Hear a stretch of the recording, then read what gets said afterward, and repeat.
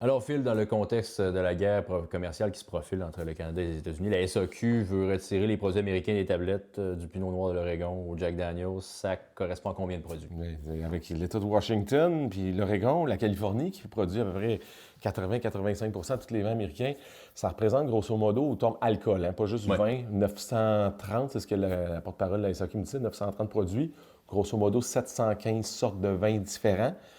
Puis c'est au niveau du volume. Au niveau des ventes en volume, c'est le quatrième pays le plus important au niveau des OK. ventes à la SAQ.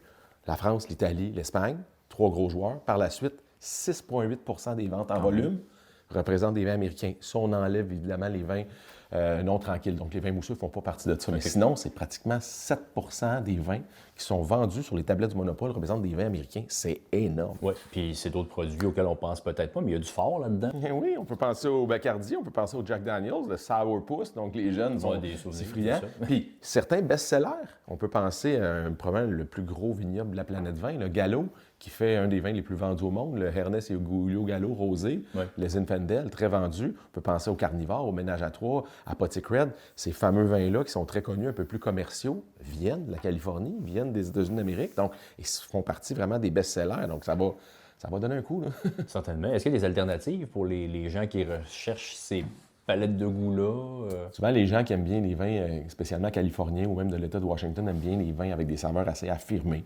Donc, un boisé assez appuyé, la barrique, une richesse, une petite concentration, des effluves assez modernes.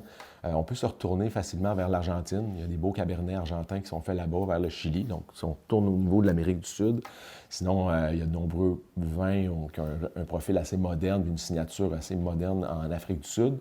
On peut jouer au niveau de l'Australie également. Mais le mieux, c'est de jouer la carte de l'Ouest canadien, notre Far West canadien, la vallée de l'Okanagan. Même si c'est plus difficile de trouver sur notre marché des vins la vallée de l'Okanagan, si vous fouillez un petit peu, vous allez retrouver de nombreux produits. Je pense aux produits de Mission Hill, qui ont vraiment, vraiment des similitudes aromatiques et gustatives avec les vins de la Californie. Merci, Phil. C'est un plaisir, les amis.